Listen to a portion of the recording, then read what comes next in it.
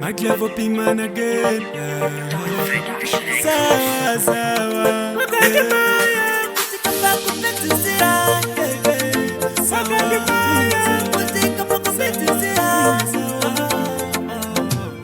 Fungwa zangu zakuma kusala kufamba pati ndavekuwa.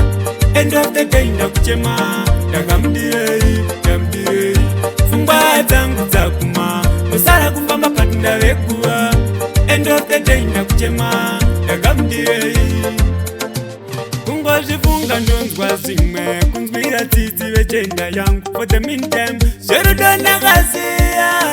Kungwara kwakapera ndakuita sokofiwa. Ndatonodzwa ndakupinda mchira. Paikudiwa plan yekwama ichisamba. Zvikasangodaro ndogona kungofa. Pfungwa dzangu dzaguma kusara kufamba pati ndavekuwa. End of the day ndakuchema ndakamudirei. Pfungwa dzangu dzaguma kusara kufamba pati ndavekuwa. End of the day ndakuchema ndakamudirei. Tambirai Mwari ini ndouya munhu uye akomutamedha. Zvamburai nemboma zvichibvira kunowandisiya ndakabata roga kungorara. Ndo zvandorota wakatamba nemwoyo wangu iwe papai wamusoro pangu. Pfungwa dzangu dzaguma kusara kufamba pati ndavekuwa. End of the day ndakuchema ndakamudirei.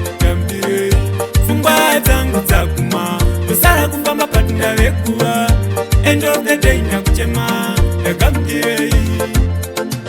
Kungozvifunga ndonzwa zvimwe kunzwira tsitsi vechenda yangu. For the meantime zverudo ndakasiya. Kungwara kwakapera ndakuita sokofiwa. Ndatonodzwa ndakupinda mchira. Paikudiwa plan yekwama ichisamba. Zvikasangodaro ndogona kungofa. Pfungwa dzangu dzaguma kusara kufamba pati ndavekuwa. End of the day ndakuchema ndakamudirei. Pfungwa dzangu dzaguma kusara kufamba pati ndavekuwa. End of the day ndakuchema ndakamudirei.